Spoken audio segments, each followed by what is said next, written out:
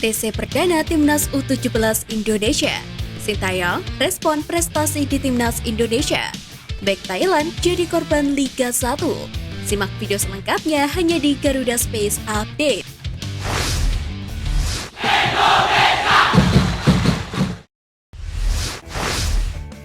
Pelatih Bima Sakti telah memanggil 34 pemain untuk menjalani pemusatan latihan Timnas U17 Indonesia jelang Piala Dunia U17 2023. Rencananya TC tersebut akan berlangsung selama 6 pekan di lapangan ABC Senayan, Jakarta. Bima Sakti menegaskan bahwa bakal ada pemain yang dicoret jika kualitasnya di bawah standar. Namun selain soal kualitas, Bima Sakti akan menyortir pemain sesuai dengan kebutuhan tim dan gaya bermain yang ingin diusungnya seperti skill individu, secara chemistry sebagai tim dan juga mental. Ex-gelandang Timnas Indonesia tersebut mengakui bahwa semua pemain memiliki kesempatan yang sama untuk menembus skuad Garuda Asia.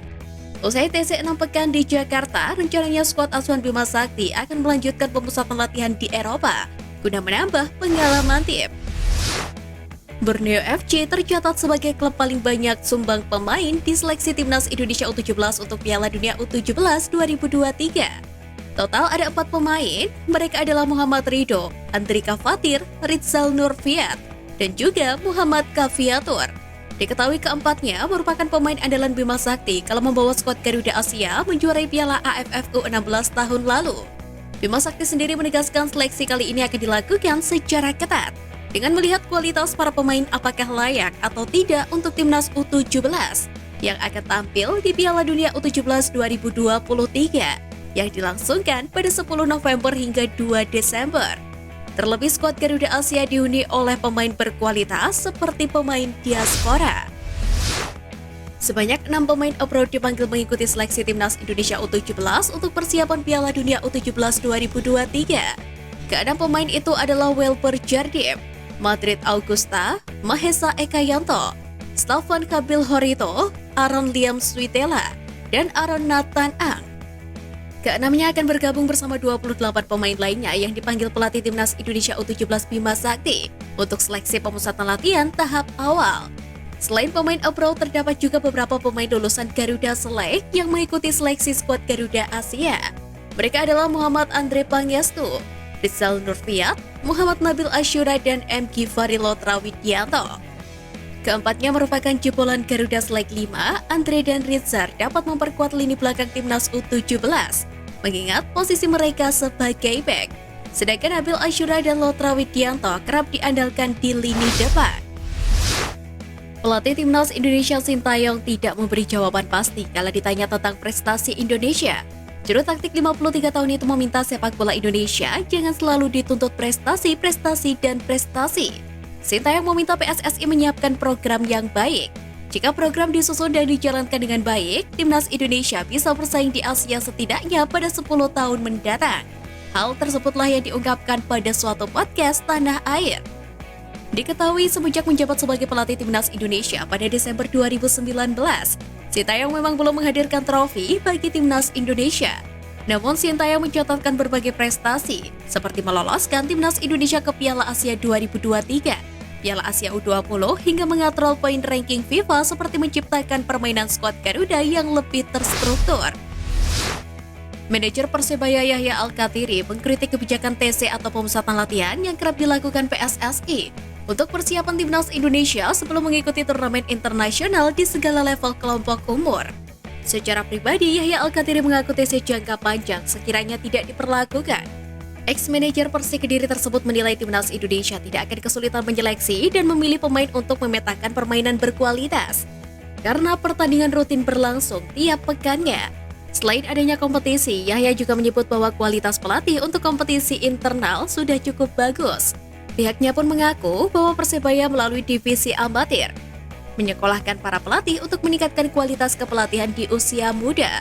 Persebaya sendiri diketahui telah melahirkan talenta-talenta tanah air, seperti halnya Rizky Ridho, Ricky Kabuaya, Marcelino Ferdinand hingga Rahmat Irianto. Bek Timnas Indonesia Asnawi Mangkualam sukses tampil memukau kala menghadapi Ansan Magunghwa dalam lanjutan Liga 2 Korea Selatan. Bermain sebagai pemain pengganti, lagi-lagi Asnawi mampu memberikan dampak instan kepada tim guna mengubah keadaan, serta menghindarkan Jeongnam Dragons dari kekalahan. Diketahui Asnawi masuk ke lapangan di menit ke-88 alias jelang laga berakhir. Sebelum kehadiran Asnawi, Jeonnam Dragon sempat tertinggal dengan skor 2-3 di mana aroma kekalahan mulai tercium seiring waktu yang hampir berakhir. Sebelum laga ini, Jeonnam Dragons juga sempat merasakan imbas dengan memainkan Asnawi Mangkualam dari bangku cadangan. Hal itu terjadi pada 25 Juni 2023 ketika mereka menghadapi Gimpo FC. Media Vietnam Total 24/7 memandang sinis timnas Indonesia yang berhasrat lolos dari fase grup Piala Asia 2023. Dalam artikelnya, Total 24/7 menyebut bahwa skuad asuhan Sintayong dianggap sebagai tim yang paling lemah dibandingkan 3 kompetitornya di fase grup. Skuad Garuda sendiri tergabung dengan lawan yang berat karena akan berhadapan dengan Jepang. Selain itu, ada juga Irak serta Vietnam. Meski dipandang remeh, timnas Indonesia sendiri masih berpotensi untuk merealisasikan targetnya. Peluang itu semakin terbuka karena ada peringkat ketiga terbaik yang bisa membawa skuad Garuda lolos. Media Thailand Khaosod Online turut menyoroti insiden yang menimpa bek timnas mereka, yakni Elias Dolah, yang kena tendang di kepala dalam 2 pertandingan secara beruntun di Liga 1 Indonesia. Terbaru, tendangan yang mengenai kepala Elias Dolah berasal dari Silverio Junio saat keduanya berada di dalam kotak penalti menjelang akhir pertandingan. Akibatnya Elias Dolah jatuh dan harus segera dilarikan ke rumah sakit untuk mendapatkan perawatan lebih lanjut. Khaosod Online mengaku bahwa aksi para pemain Indonesia akan membahayakan para pemain, termasuk pemain timnas Indonesia yang memiliki sejumlah agenda padat tahun ini. Pelatih timnas putri Indonesia U19 Rudy Eka mengakui perjuangan Garuda Pertiwi di babak semifinal Piala AFF Putri U19 2023 tidak mudah. Pasalnya, Seva Imut dan kawan-kawan bakal menghadapi Thailand. Sebelumnya, timnas putri Indonesia U19 dikabarkan bakal berjumpa Myanmar di babak semifinal. Namun AFF mengubah keputusan tersebut. Menanggapi hal itu, Rudy Eka enggan berkomentar banyak dengan tidak memilih-milih lawan. Adapun semifinal sendiri akan dihelat di Stadion Jakabaring Palembang pada Kamis mendatang. Myanmar menghadapi Vietnam digelar lebih dulu pada pukul 15.30 menit waktu Indonesia Barat. Sedangkan laga Indonesia versus Thailand menjadi sajian penutup yang akan dilangsungkan pada pukul 19.30 menit waktu Indonesia Barat. Mendapatkan panggilan untuk membela timnas U17 di Piala Dunia U17 2023, Arkan Kakak memberikan reaksi berkelas via unggahan Instagram Stories-nya. Striker muda Persis Solo tersebut memposting ulang daftar yang dirilis PSSI. Arkan Kakak lantas menuliskan kalimat sholawat di keterangan postingannya. Dia tampak sumringah dengan kesempatan ini.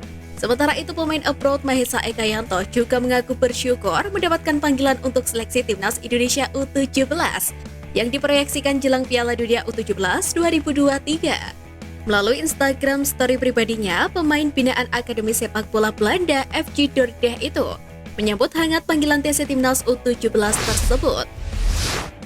Sekian Flash News kali ini Sobat Garuda, mari terus dukung perjuangan Timnas Indonesia. Nantikan Flash News Edition dari Garuda Space selanjutnya. Terima kasih dan salam olahraga.